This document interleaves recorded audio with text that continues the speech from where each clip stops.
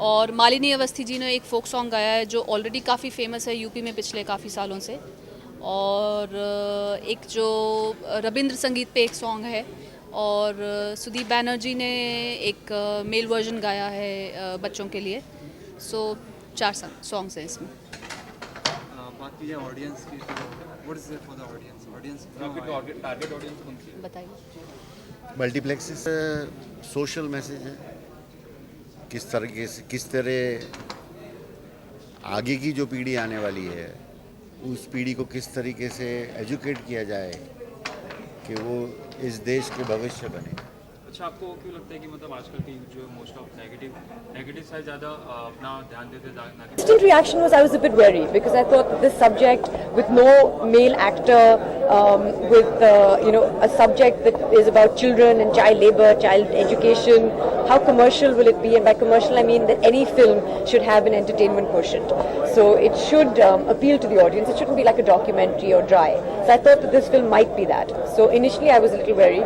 When I read the script, which I read in the same day, the fact that I read it from start to finish and the fact that it was entertaining, there was action, there was a thrill element, there were songs, there's emotions.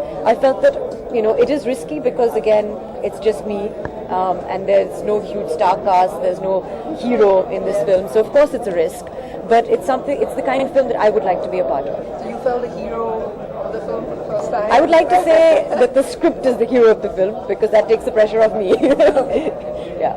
Director like first time director, how much easy you when first time director? मैं actually first time directors के साथ काफ़ी काम कर चुकी हूँ, लेकिन मनीष जी में जो कॉन्फिडेंस मुझे दिखी, आई थिंक ऑब्वियसली बहुत एक्सपीरियंस है उनका as an associate director. Raj ji के साथ, राजकुमार संतोषी के साथ बहुत काम कर चुके हैं, स्क्रिप्ट के साथ बहुत रह चुके हैं, तो वो he knows the script in out. और स्पेशली क्योंकि इस फिल्म में 3 छोटे बच्चे हैं और that requires certain kind of skill and he is very good with children.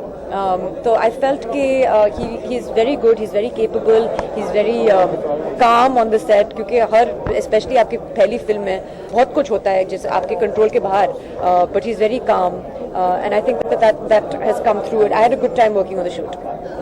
स्वाद जिस तरह से प्रोमो में दिखाया गया था, आप बच्चों की मदद के लिए आगे आई हैं और लास्ट में प्रोमो में दिखाया गया आपके ही हाथ में गन आ जाती है। जी हाँ। तो ये क्या है, मतलब बचाते बचाते खुद फंस रही है, कुछ ऐसा? आई थिंक ऐसा ही कुछ है कि वो बचाना चाहती हैं, बच्चों की भलाई के लिए आई हैं, वहाँ पे एक स्कूल बनाने के लिए आई हैं, फिर उनको पता चलता है कि इतने सारे ईवल्स हैं बच्चों को लेकर, जो सोशल ईवल्स हैं, whether child prostitution, child labour, child trafficking, child education, all those things, और वो सिस्टम हर लेवल पे सिस्टम के अगेंस्ट लड़ रही हैं, whether it's the police force, whether it's politics, whether it's the school board, और वो अकेली हो जाती हैं।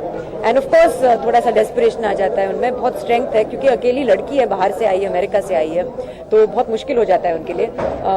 And she is fighting not with guns but she is fighting. So जैसे आपने कहा कि इस पोस्टर में बिकनी नहीं पहना है इसलिए घर वाले ज़्यादा खुश है, बट हमने एक 2 महीने पहले आपको वो फोटो शूट देखा था, बहुत ही सेंशुअस फोटो शूट था। 2 हफ्ते पहले, एक महीने पहले। हाँ, sorry. So like what was their reaction that time? Because अभी भी क्या उनको थोड़ा रहता है कि you shouldn't wear bikinis and depends, क्योंकि हर शख्स मेरे फैमिली में अलग है, तो आपको नाम लेना पड़ेगा, फिर मैं आपको बताऊंगी उनका रिएक्शन। मॉम तो लंदन में है तो उन्होंने देखा नहीं है, लेकिन वो सबसे पहले थी फ्रॉम द इंडियन एक्ट्रेसेस जिन्होंने बिकिनी पहना था मैगजीन कवर में। तो मुझे लगता है जब पहले भी किया था, मैंने मैक्सिम शूट किया था 8 साल पहले, फिर भी उस वक्त भी उनको अच्छा लगा था। आई थिंक कि मुझे यकीन है कि इस बार भी उन्हें अच्छा लगेगा।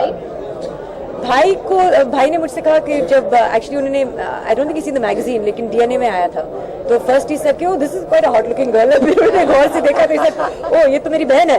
एनीवे तो उसका उस टाइप का रिएक्शन था। And Kareena also says something like Kareena says you have a fabulous physique and you look very good. तो बहुत ही सपोर्टिव है और सब। एक्चुअली आज 8 साल पहले, शायद एक्चुअली 1960s में बहुत बड़ी बात थी जब मैंने 8 साल पहले किया था, तब भी आई थिंक कि थोड़ा सा डिफरेंट था। आज तो बहुत ही आम बन गया है आई थिंक।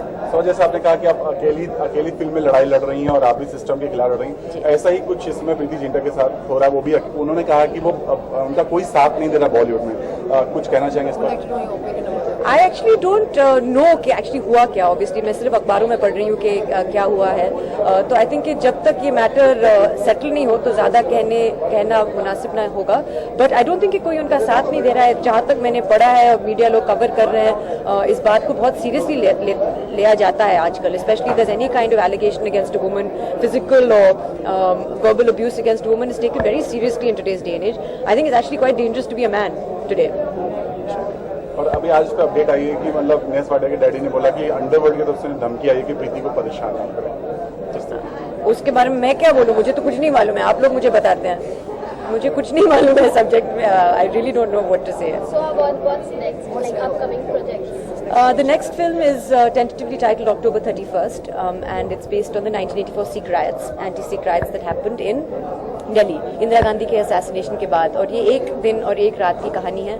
और मैं एक सरदारनी का रोल कर रही हूँ, जिस की फैमिली के साथ. ये छोटी फैमिली की कहानी है. ऐसा नहीं है कि 1984 का सब्जेक्ट लेकर हम बहुत बड़ी फिल्म बना रहे हैं. ये भी एक छोटी फिल्म है, एक छोटी कहानी है एक फैमिली को लेकर कि इस एक रात और एक दिन में क्या बीतती है इस फैमिली पर, और वो कैसे अपने आप को बचाने की कोशिश करते हैं.